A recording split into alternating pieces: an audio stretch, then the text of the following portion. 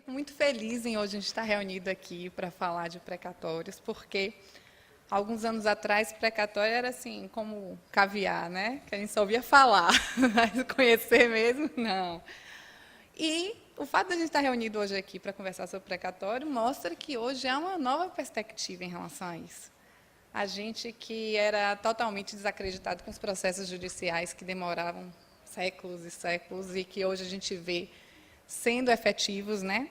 Você conseguir efetivamente receber a prestação jurisdicional que você correu atrás durante tantos anos é muito bom. Não é o ideal ainda, a gente não está no ideal, mas estamos caminhando para. Né? Eu queria aqui traçar um pouco do que é uma vida do precatório, né? O princípio, o meio e o fim. Porque eu sei que nesse auditório aqui tem pessoas em situações de que ainda irão formar precatórios, tem pessoas que já têm os seus precatórios, tem pessoas, inclusive, que já deve ter aqui, que o precatório já foi quitado, né? Que já gastou o dinheiro, isso. Que está querendo outro precatório. É. Mas vamos lá. Eu vou tentar ser assim, de uma forma mais simples possível e tratar um pouco do que é o nosso dia a dia com o precatório, porque eu acho que é o que interessa aos senhores também, porque quando eu falar de uma fase do precatório que muitos vão se identificar, e também depois vão ser abertas as perguntas, né? E a gente esclarece todas as dúvidas que vocês tiverem. Bom, o precatório ele começa a ser formado quando há a finalização do processo judicial. Muitos de vocês já devem ter ouvido falar assim, quando ocorre o trânsito em julgado da decisão judicial, que é aquela decisão que não cabe mais nenhum recurso, finalizado. Se a gente tivesse um processo contra um particular, depois que finalizado o processo transitado em julgado, a gente ia lá e falava assim, olha, juiz, ele está me devendo isso, não está me pagando, penhore a conta bancária dele. E aí penhoraria o dinheiro, receberíamos o nosso crédito, finalizaria a execução. Que não é o caso quando o devedor é um ente público. Por conta da supremacia do interesse público, por conta da necessidade de destinação da verba, né? Com reforma ou sem reforma tributária, o imposto, os tributos são necessários para o funcionamento da máquina estatal. Então, por isso, quando finaliza um processo contra um ente público, aqui no caso da gente, contra o Estado da Bahia, a gente forma um precatório, que não é mais nada do que é uma ordem de pagamento. Essa ordem de pagamento ela foi criada de uma forma que seria muito simples o pagamento ocorrer, porque a gente forma um determinado precatório até 1º de julho de um determinado ano, para ele entrar no orçamento do ano seguinte. Então, se eu formo um precatório agora, até 1º de julho de 2018, ele entra no orçamento de 2019, e, de forma teórica, eu teria que receber esse pagamento até dezembro de 2019. Mas não é isso que vem acontecendo, e por isso, por não ser tão simples assim, que eu estou aqui falando de uma vida, de um precatório, né, das fases que a gente vai ultrapassar. Quando esse processo termina, muita gente fala assim, terminou, vamos formar o precatório de uma forma imediata. A gente tem uma certa burocracia a se seguir, alguns procedimentos. Hoje, o Tribunal de Justiça só forma um precatório se houver a determinação do desembargador relator para a formação. Então, não basta ter uma certificação de que o processo terminou e imediatamente a gente forma um precatório. Então, a partir do momento em que a gente obtém essa autorização do desembargador, a gente forma um precatório. Hoje, a gente já passou por fases nebulosas na hora de formar o precatório, porque, às vezes, o processo terminava, a gente já tinha autorização do desembargador para formar, e, às vezes, a gente demorava 8 meses para conseguir formar um precatório no Tribunal de Justiça. Hoje, não. Hoje, a situação já está normalizada. Em 15 dias, a gente já consegue formar um precatório. E, quando a gente forma um precatório, cada um de vocês vai ganhar uma numeração de processo específica. Porque os processos daqui do sindicato ou são ações coletivas ou execuções que têm muitas partes envolvidas. Então, às vezes, quando a gente vai analisar o processo judicial, a gente precisa de um número para verificar como é que está o processo de um grupo muito grande. Mas, na hora que a gente forma um precatório, esse precatório ganha uma numeração específica e ele segue para o núcleo de precatórios. O núcleo de precatórios é esse órgão que Joaquim falou, que é um órgão administrativo do tribunal, subordinado à presidência. O presidente do tribunal nomeia um juiz assessor, que é responsável por gerir esses precatórios. Tivemos a mudança de gestão agora, porque também tivemos a mudança de gestão da presidência do Tribunal de Justiça, então, a cada 2 anos é possível que tenhamos um juiz assessor novo. Formado esse precatório, ele chega lá e há um checklist das peças que são necessárias. Cada precatório dos senhores é acompanhado das principais peças do processo judicial.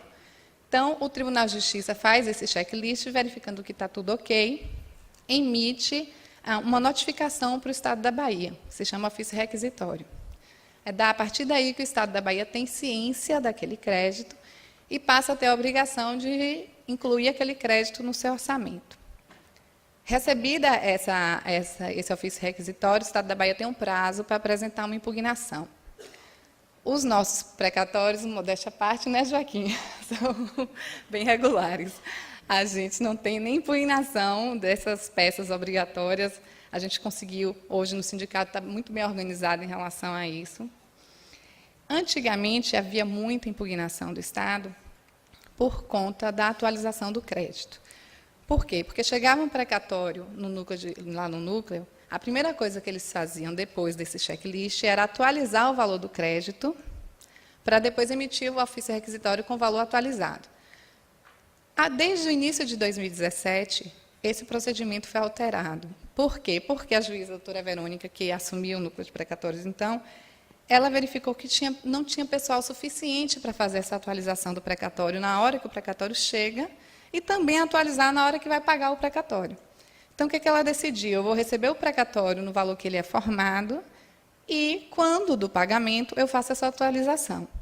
Essa mudança de procedimento diminuiu muito as impugnações do Estado, numa época em que os índices de correção monetária aplicáveis ainda estavam muito em discussão.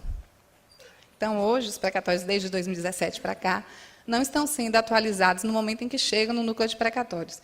E essa é a razão, inclusive, que muitos dos senhores ficam assustados quando pegam a lista única de precatórios e vê lá. O precatório do meu colega é tanto e o meu é metade do valor dele. Isso acontece porque os precatórios mais antigos, eles eram atualizados e os precatórios mais recentes não são. Então, tem essa discrepância de valor que é só meramente formal, mas que ela vai ser corrigida no momento do pagamento. Eu fiz um checklist aqui para eu não esquecer de nada falar.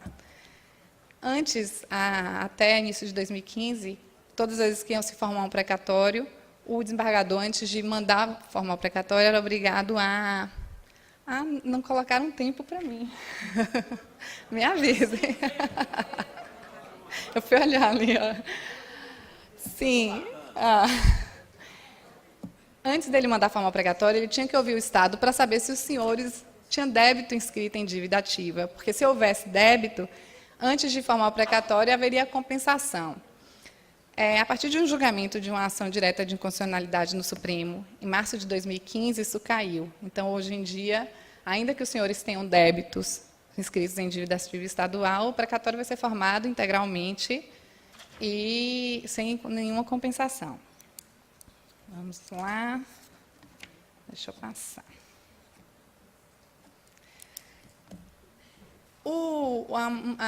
Chegado o precatório no núcleo, uma coisa muito importante é a inclusão desse precatório na lista cronológica de pagamento.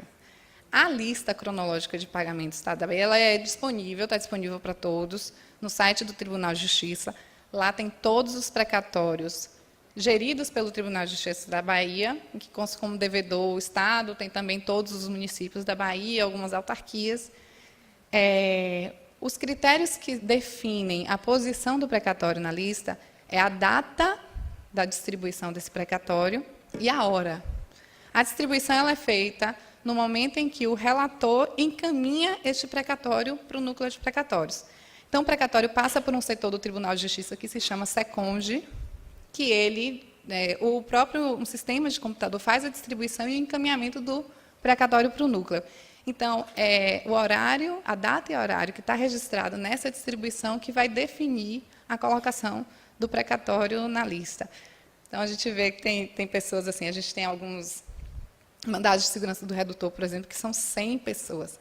E aí, a diferença entre a posição do primeiro que teve a sorte de ser sorteado em primeiro lugar para o último, mas é uma questão que foge ao nosso controle e é feita de forma informatizada. Deixa eu ver se eu falo. Depois de formado o precatório e não impugnado, né, se houver alguma impugnação do Estado da Bahia por questão formal, ela vai ser decidida pelo juiz do núcleo de precatórios, mas a gente já não tem recebido nenhuma impugnação do Estado. Acho que poderíamos voltar a receber quando esses precatórios voltarem a ser atualizados, mas acho difícil também, porque, antigamente, existia uma discussão judicial sobre qual índice de correção monetária se aplicaria. E, recentemente, essa questão foi pacificada, substituíram a TR pelo IPCA-E, que é bem melhor, né? que está aqui para não deixar falar besteira. E tem os juros, que são os juros da caderneta de poupança, né? Os juros mensais, que ele também vai dizer quanto vale. Mas, enfim, trocaram índices de correção monetária ruins por índices de correção monetária melhores e pacificaram esse tema. Então, o Estado da Bahia hoje não tem nem o que impugnar quanto à atualização do crédito, porque as regras são muito claras, o núcleo de precatórios tem um sistema adequado para isso, e, às vezes, quando o Estado vem impugnar num crédito de R$500, ele impugna R$100, a atualização está R$100 a mais, a gente deixa para lá e segue adiante. Então, essa é uma fase que a gente já tem conseguido superar bem. Então, formato precatório, impugnado e decidido ou não impugnado, a gente segue para a fase de pagamento. Hoje, existem 3 formas de recebimento do crédito de precatórios. A forma que é mais tangível para a gente, que é mais próxima e mais rápida, é um adiantamento de até 100 salários mínimos para os credores idosos, doentes graves ou deficientes. Então, esses credores têm direito a receber até 100 salários mínimos de antecipação do seu crédito. Recebe esse valor, se o crédito dele for superior a 100 salários mínimos, o restante fica na lista aguardando o pagamento. Esse pagamento da prioridade, ele tem alguns requisitos. Primeiro, o credor que tiver 60 anos de idade ou mais, ele tem direito. O credor que for doente grave, ele tem que apresentar um laudo médico da sua doença. Hoje, o núcleo de precatórios criou um rigor maior para a aceitação desse laudo médico. Hoje, se exige que esse laudo médico, laudo original, não pode ser cópia, e tem que ser atual. Porque o que a gente estava fazendo na gestão anterior? Muitos dos senhores que têm isenção do imposto de renda têm aquele laudo médico que foi emitido há um tempo atrás, os senhores só têm a cópia, porque só recebem a cópia. O original fica no processo de concessão da isenção do imposto de renda. Processo esse que, depois de um tempo, é arquivado, que muitos não têm acesso, principalmente quando a isenção é concedida em caráter definitivo. Então, a gente estava utilizando essa cópia e era aceita, porque a gente apresentava a cópia do laudo e o contra-cheque, mostra, olha, eu sou isenta até hoje, então não tinha o que se questionar. Hoje, o núcleo de precatórios exige que esse laudo médico seja original, e a gente está encontrando uma dificuldade muito grande para se conseguir esse laudo médico da Junta Médica do Estado, porque os processos são muito antigos. Então, hoje o que a gente tem feito? A gente solicita a cópia do laudo médico, a cópia dos 3 últimos contra-cheques, comprovando a manutenção da isenção, e pede um laudo particular, atual e original, e estamos apresentando. A gente ainda não sabe o fruto disso, porque o núcleo de precatórios está caminhando ainda nessa gestão, então a gente não está tendo ainda um retorno muito grande dos nossos pleitos, mas vamos ver, mas creio que dessa forma vai dar certo, não vai ter problema nenhum. Uma preocupação que a gente tem muito grande lá no sindicato é, assim que formado o precatório, a gente faz o requerimento da prioridade. Porque a data do nosso pedido de prioridade é que define a ordem de pagamento dessas preferências. Então, quanto mais cedo a gente fizer, melhor, porque se já se garante o lugar. A gente está numa luta atualmente para que o núcleo de precatórios divulgue a lista cronológica das prioridades, porque a gente não tem acesso a essa lista, a gente sabe o controle dos nossos, mas não sabe o controle dos outros precatórios. Então, a gente não está tendo hoje como verificar se as prioridades estão sendo pagas na ordem correta. A gente entende que, com essa mudança de gestão, o juiz que chegou lá, caiu de paraquedas, né, num setor que é totalmente peculiar, porque não era só a gente que não conhecia a precatória, até mesmo os juízes não lidam com isso diariamente. Então, o setor, para ele, é peculiar, ele está tomando o pé da situação, realizou algumas inspeções no cartório. Então, a gente acha que agora, a partir do segundo semestre, essas nossas reivindicações sejam atendidas e a gente consiga ter um maior controle do pagamento das prioridades. Tem uma questão aqui, que eu acho que até foge um pouco da plateia, mas eu queria falar um pouco só da prioridade de sucessores. A prioridade dos sucessores dos credores falecidos. Até 2016, só se pagava prioridade a credor vivo. Depois de uma emenda no final de 2016, por sinal, dezembro é o mês das emendas dos precatórios, então, quando chega dezembro, a gente já fica imaginando o que vem pela frente. Mas, a partir de janeiro de 2017, passou a ser permitido o pagamento de prioridade a herdeiros dos idosos. Então, o que é uma questão até que facilita o pagamento, porque se garante até 100 salários mínimos para o credor idoso. Se tratando de um espólio, por exemplo, que se tenha 4 sucessores idosos, já está se garantindo a antecipação de 400 salários mínimos. Então, é até mais fácil quitar um precatório de espólio, através da preferência, do que um precatório de credor vivo. O único obstáculo que se tem é que, para o juiz do núcleo de precatórios, e isso valia para a gestão antiga, vale para essa gestão nova, para que se pague a prioridade para sucessores, né, herdeiros de espólio, ou até os meeiros, né, a viúva ou viúvo, o núcleo de precatórios se exige a apresentação do formal de partilha.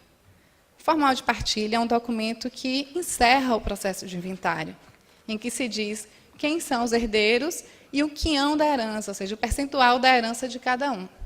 Esse documento é importante para que o núcleo de precatórios efetue o pagamento do precatório, porque só com esse documento ele terá a certeza de quem serão os herdeiros e quanto se pode pagar a cada um. O problema que a gente enfrenta hoje é, para os credores de precatório falecidos que deixaram alguns bens, então, eles abriram o inventário, estão por encerrar ou já encerraram e vão conseguir o formal de partilha. O problema que a gente tem hoje são com aqueles credores que faleceram e não deixaram bens ou partilharam seus bens enquanto em vida, e hoje a família é obrigada a abrir um inventário único e exclusivamente por conta do precatório. Por que isso é um problema? Porque o formal de partilha é a fase final do inventário. Isso significa que, para você ter o formal de partilha, você já vai ter que ter pago o imposto de transmissão. E as pessoas vão pagar o imposto de transmissão sobre um crédito que sequer receberam ainda. Não é? Porque, embora o precatório seja um direito creditório, na verdade, é uma expectativa de se receber um dinheiro, no final das contas. Então, assim, as saídas que se encontram, a família que pode, os herdeiros que podem arcar com esse tributo para poder finalizar um inventário que tem por objeto apenas o precatório, está optando por fazer, encerrar o inventário com formal de partilha, consegue apresentar o núcleo de precatórios e receber o seu crédito. Os herdeiros que não podem antecipar o pagamento desse tributo, a gente tem sugerido aos advogados do inventário que informem ao juízo do inventário a existência desse precatório e solicitem que o juízo do inventário informe ao núcleo de precatórios por ofício quem são os herdeiros e o percentual da herança de cada um. Porque aí o juiz do núcleo de precatórios poderá pagar este valor o valor do precatório através de um depósito numa conta judicial. E aí cabe ao juiz do inventário partilhar esse valor. Isso assegura o juiz do núcleo de precatórios de pagar certo, porque, na verdade, ele só estará transferindo o dinheiro para o juiz do inventário, que tem a competência e tem a atribuição de fazer a partilha do crédito. Então, esse é um entrave que a gente tem enfrentado, mas que é necessário e é compreensível, essa exigência da apresentação do formal de partilha, para que se possa pagar o crédito do precatório, para não pagar errado, pagar quem não tem direito. O pagamento dessa prioridade, desde a última gestão e permanece nessa gestão, é feito através de um alvará judicial. Esse alvará ele é emitido em nome dos senhores, e os senhores levam esse alvará ao Banco do Brasil e sacam. Lá decide para que conta quer transferir esse dinheiro. A gente tem enfrentado alguns problemas com esses alvarás, porque o próprio Banco do Brasil não sabe como processar esses pagamentos. Antigamente, eles tinham centralizado todo o pagamento de alvará numa sede, no comércio, e lá se mandava para São Paulo, tudo. Depois eles descentralizaram. Agora, em qualquer agência do Banco do Brasil, pode ser feita. E qual foi o problema que a gente enfrentou? Chegava alguns gerentes de Banco do Brasil e dizia para a parte assim, olha, você recebeu esse alvará. Esse alvará ele é composto da primeira folha, com a descrição do pagamento, e tem os documentos de arrecadação, do imposto de renda e da contribuição previdenciária. O que os gerentes estavam fazendo? Vá ali no caixa, pague o imposto de renda e pague a contribuição previdenciária, depois traga o alvará para a gente transferir para a sua conta. O que não é o procedimento correto. Não é. O procedimento correto é apresentar o alvará como ele está. E quando o Banco do Brasil for transferir do crédito para os senhores, ele vai abater o pagamento do imposto de renda e da contribuição previdenciária. Então, se os senhores, recebendo os seus alvarás, chegarem ao Banco do Brasil e forem orientados a pagar os DAIs no caixa eletrônico ou no caixa presencial antes, não paguem, porque dá uma maior dor de cabeça para depois a gente reaver esse dinheiro.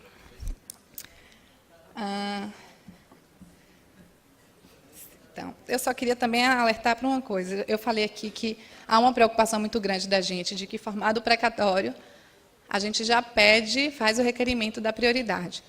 Quando a prioridade decorre da idade dos filiados, a gente, sindicato, já sabe de antemão. A gente tem um cadastro de vocês, então a gente identifica prontamente quem são os credores idosos e faz o requerimento. Mas, quando o precatório, quando a prioridade decorre de doença ou deficiência, a gente precisa da iniciativa dos senhores para que apresente para a gente essa documentação para a gente fazer o requerimento. Então, formado no precatório, é muito importante que tenham essa iniciativa de apresentar essa documentação para a gente, assim como os espólios também, que a gente não tem como identificar quais credores são idosos ou doentes graves ou deficientes, apresente para a gente possa fazer o pedido de requerimento. Outra sugestão que a gente dá é que, recebendo o seu alvará de pagamento, tire uma cópia, porque um ano depois vem a declaração do imposto de renda e fica todo mundo perdido. Mas, vamos lá. E a última questão que eu acho aqui, que a gente, de dúvidas sobre as preferências de precatório. Até final de 2017, recebia-se de antecipação 60 salários mínimos. Em dezembro, como é de praxe, surge uma emenda constitucional de precatório, e aí alterou esse limite para 100 salários mínimos. A dúvida que a gente tem enfrentado muito é assim, o credor que recebeu 60 salários mínimos, sabendo da alteração para 100, comparece no sindicato e fala assim, mas eu recebi 60, agora eu quero os meus 40 que faltam. Infelizmente, não é possível, porque a emenda constitucional que alterou a regra, ela tem vigência para frente, ou seja, ela só a partir de 1º de janeiro que ela passou a vigorar, então ela não vale para regular os casos que já passaram. Aí eu falo que o consolo é ter recebido antes, né? Recebeu primeiro, recebeu menos, mas recebeu primeiro. Estão todos aqui, eu sei, muitos na expectativa de quando vai receber essa prioridade, né? Já foi deferida. Eu fiz um levantamento hoje de manhã. A gente tem hoje, no sindicato, cerca de 370 credores preferenciais, né, entre idosos e doentes graves, aguardando o pagamento da preferência. Então, são 370 que a gente aguarda a qualquer momento receber esse crédito. Da ideia de 2014 para cá, 360 credores já receberam a prioridade, ou seja, em 4 anos receberam 360. Hoje, a gente tem 370 para receber a qualquer momento. Além disso, a gente tem cerca de 430 pedidos de preferências pendentes de apreciação pelo núcleo de precatórios. São os pedidos que a gente fez de que seja reconhecida a prioridade ou por idade, doença ou deficiência, e o núcleo de precatórios ainda não nos respondeu. 430. 430. Não, e teremos mais, porque temos muitos precatórios para formar. Então, assim, os grupos de PDF e CET aposentados estão correndo para terminar. Logo, logo, todos os processos do redutor serão encerrados. Estamos começando com outros processos, como CET atividade interna, que a gente vai começar a formar precatório. Temos uma situação à parte, que é o imposto de renda, né? Imposto de renda sobre o abono de férias, que não é precatório, é RPV, que é requisição de pequeno valor, por conta do valor. Então, com esse, a gente, depois de finalizado o precatório, a gente não se preocupa tanto com o medo de que vai receber ou não. Esse já é mais fácil de receber. Vamos lá. Eu acho que devo ter falado sobre todas as questões que eu queria dizer sobre as preferências. A segunda forma de recebimento do precatório, eu vou falando das mais fáceis, para se chegar na mais difícil. É acordo com o Estado da Bahia. O acordo com o Estado da Bahia, a cada ano sai um edital de convocação para aqueles credores que têm interesse em aderir ao acordo com o Estado da Bahia. Hoje, o limite de deságio desse acordo foi fixado pelo Supremo Tribunal Federal. Então, hoje, o deságio do acordo é 40%. A não ser que haja, no futuro, alteração legislativa ou da própria decisão do Supremo, se permanece 40% de deságio. Havia uma expectativa nossa e de todo mundo, e do próprio Tribunal de Justiça, de que a parte que aderiu ao acordo no final de um ano, em dezembro, receberia o pagamento do seu acordo até o final do ano seguinte. Essa era a nossa perspectiva e era do Tribunal de Justiça também. Então, o que aconteceu? O que aconteceu foi que, quando se retomou essa possibilidade de acordo, muita gente aderiu ao acordo e os precatórios mais antigos dificultaram um pouco o andamento desse acordo. Porque esses precatórios antigos eram precatórios que foram formados sob vigência de outra legislação. A legislação hoje exige outros requisitos. Então, teve uma demanda de tempo muito grande para regularizar esses precatórios antigos, para que eles fossem pagos e desobstruísse a fila. E assim aconteceu. Então, no ano de 2016, 17, quando começaram os pagamentos, demorou-se muito para alavancar o pagamento do acordo, mas depois que superada essa fase desses precatórios mais complexos, deslanchou, tanto que Joaquim falou que chegou até a um lote dos nossos precatórios em que todo o lote era composto por precatório do Sincefaz. E a gente estava na expectativa de que continuasse no mesmo ritmo. Mas com a mudança de gestão, essa necessidade de inspeção e de adequação de procedimento por esse novo juiz, o acordo hoje está suspenso. Há uma expectativa de que seja retomado agora, no segundo semestre. E aí, retomando agora no segundo semestre, é possível que o pagamento seja rápido também, que sejam vencidos muitos lotes até o final do ano, porque são precatórios que já estão, digamos assim, redondos. São precatórios que não pendem de impugnação, estão todos tranquilos. Se houver uma impugnação ou outra, são questões fáceis de serem resolvidas. Então, temos essa expectativa. Ano passado foram pagos 200 precatórios, a gente espera que pelo menos se repita esse ano. Mas é uma expectativa nossa que eu estou rezando para não ser frustrada. Estamos também na expectativa de que seja divulgada a nova lista da ordem cronológica do acordo. A gente tem uma lista antiga, que foi publicada com os pedidos efetuados no final de 2016, só que agora, no final de 2017, foi aberta a possibilidade de que precatórios que não haviam aderido antes, que aderissem agora, em dezembro. Então, a gente precisa de uma lista que consolide todos esses pedidos, para a gente dizer para os senhores, o senhor está no lote 10, o senhor está no lote 8, e ter uma perspectiva de pagamento. Assim que o juiz novo do Núcleo de Precatórios assumiu, a gente teve uma reunião com ele e falou dessa necessidade que a gente tinha dessa lista do acordo para que todo mundo se programasse. E aí foi quando ele nos deu a notícia de que ele iria suspender o acordo, que só a partir do segundo semestre que ele retomaria, e que o ato inaugural dele para retomar o pagamento dos acordos seria a divulgação dessa lista, para que os senhores pudessem acompanhar. Então, e também a gente tem a possibilidade de nova convocação agora, em dezembro de 2018. Então, os precatórios que não aderiram porque não quiseram, ou não aderiram porque ainda o orçamento não permitia, vão poder aderir agora em 18. Tem uma outra questão que eu acho importante falar com os senhores, é que todas as vezes que os credores vão aderir ao acordo, tem uma dúvida em relação aos honorários do advogado. A gente tem hoje os precatórios CET e PDF, que tem 15%, que é dividido entre os advogados que atuam na demanda, e o do redutor, que é 20%.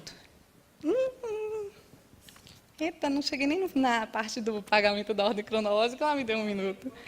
Não. Ó, o pagamento, vou acelerar o máximo, eu falo demais, né? E eu ainda tive 2 filhas que falam igual a mim, então meu marido fica louco em casa. Mas os honorários dos advogados, quando é formado um precatório, no próprio ofício que discrimina o crédito, já é dito qual é o percentual que é do credor e qual é o percentual que é dirigido a cada advogado que atuou na demanda. Então, vamos dizer aqui que a Honorina tem R$ 100 de precatório. R$ 100 dela, ou R$ 80 dela, R$ 20 meu. Se eu, hoje, quiser fazer um acordo no precatório, eu posso celebrar esse acordo e, sobre os meus R$ 20, o Tribunal de Justiça vai aplicar o deságio e vai me pagar. E o precatório de Honorina vai continuar seguindo para quando ela recebeu, quando ela decidir fazer um acordo, ou se ela esperar pela ordem cronológica, e o contrário também. Então, quando os senhores celebram o acordo, o deságio é aplicado sobre o montante do crédito que pertence aos senhores. E desse valor que os senhores receberem, não vão pagar honorários do advogado, porque os honorários do advogado já estão lá retido. Isso é uma questão muito importante para se levar em conta, porque quando todo mundo vai colocar no lápis, eu tenho que pagar aqui, tem um deságio, tem um imposto de renda, tem um prévio, ainda tenho que pagar advogado? Não, não tem. O advogado que quiser, que vá lá celebrar o acordo dele para receber, ou então aguarde o pagamento pela ordem cronológica, sobre a qual vou falar agora, rápido, e o último, porque senão a moça da placa vem aqui de novo brigar comigo. Temos hoje, como eu falei no início, o ideal e a regra de pagamento do precatório era que, formado um precatório até 1º de julho de um ano, fosse pago até o final do ano seguinte. Isso não é o que vem acontecendo. Hoje, no estado da Bahia, os precatórios do orçamento de 2003 ainda não foram pagos, então a gente tem 15 anos de atraso no pagamento dos precatórios. E, ao longo da história desses precatórios, alguns regimes de pagamento vinham sendo instituídos. Hoje, a gente tem um regime de pagamento que o Estado vem cumprindo, que há uma perspectiva de que se pague até 2024. Então, hoje, toda a análise que a gente faz sobre a viabilidade ou não viabilidade de um precatório, os planos que a gente toma como base 2024. É uma data certa de que se vai pagar? Não. Até dezembro, esse ano era 2020. Em dezembro foi publicada a emenda constitucional que alterou esse prazo para 2024. Então, não temos uma garantia de que, em 2020, se publique uma outra emenda empurrando para frente. Mas o que eu queria deixar claro aqui é que, pelo menos, a gente hoje sente um movimento, uma preocupação dirigir aos precatórios. Há uma preocupação de que se pague os precatórios, então medidas estão sendo tomadas e implementadas. Serão eficazes? A gente vai ter que viver para ver. Mas, assim, hoje a gente tem um contexto muito mais favorável do que a gente tinha antes, que ninguém sequer falava em precatório, ninguém sequer se preocupava em divulgar a lista de precatório, não era uma coisa nem aberta. A gente nem podia dizer, eu sou antes ou sou depois de tal credor, se ele está passando na minha frente ou não está. Hoje a gente tem como ter esse controle. Então, assim, há um otimismo nosso de que a situação mude para melhor. Mas eu também queria trazer aqui para os senhores só um histórico que eu fiz, que eu tive a curiosidade de olhar as constituições, para a gente ver assim, qual é a prática, né, do Estado, da União, dos entes, de se pagar o precatório. Quando saiu publicada a Constituição de 88, já tinha uma bagagem de precatórios para se pagar, ficou estabelecido que essas dívidas seriam pagas em 8 anos. Então, em 1988, deu um prazo de 8 anos para os entes pagarem. 12 anos depois, em 2000, foi concedido um novo prazo de 10 anos para as ações que fossem ajuizadas até dezembro de 1999. Em 2009, se instituiu um novo plano especial que deu 15 anos para os entes pagarem, que foi a emenda de 2009, foi a emenda que o Supremo chamou de emenda do calote. Muitas coisas dela foram declaradas inconstitucionais pelo Supremo. Mas aí veio a emenda de 2016, 94, que garantiu um parcelamento até 2020, e agora, em 2017, tivemos o parcelamento até 2024. Então, só para a gente saber em que campo a gente está pisando. Né? Quem viver, verá. Né? Mas vamos. Mas, assim, tem outras questões que foram tomadas agora medidas foram tomadas agora que mostram para a gente que há uma luz. Por exemplo, hoje se permitiu utilizar os depósitos judiciais. Essas ações judiciais em que se discute ser credor não ser de um débito, devedor não ser, e que a parte resolve depositar o dinheiro em juízo para se resguardar de atos de cobrança, de atos de correção, de multas por atraso de pagamento. E esse dinheiro fica em uma conta judicial, aguardando o final do processo para dizer de quem é o seu titular. Então, esse valor dos depósitos judiciais hoje já podem ser utilizados para pagamento dessa parcela mensal, porque o Estado da Bahia, como todos os entes nacionais, eles têm que pagar mensalmente um valor que é calculado com base que se toma tanto da arrecadação que é feita dele, do ente estatal, quanto na dívida que ele tem.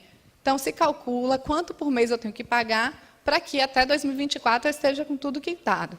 E há, inclusive, também uma possibilidade do Estado ter empréstimos de valores para pagar esses depósitos, esses aportes mensais, quando a arrecadação dele não permite alcançar o valor necessário para a quitação do tributo até 2024. Tanto que saiu agora, não foi? Um empréstimo do Estado para pagamento sobre este. Então, 1 bilhão, não foi?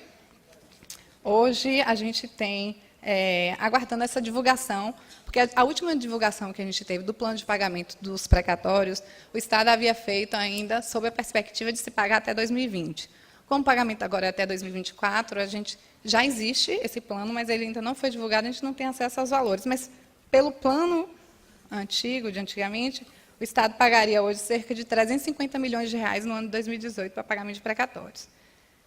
Então, temos essas questões, essas 3 formas de pagamento: pagamento pela prioridade, pagamento por acordo do Estado, pagamento pela ordem cronológica, que acreditamos que um dia ocorrerá, e que vem surgindo agora também, são facilidades para a cessão do crédito para terceiros, porque foi aberta a possibilidade de compensação dos precatórios com os tributos estaduais.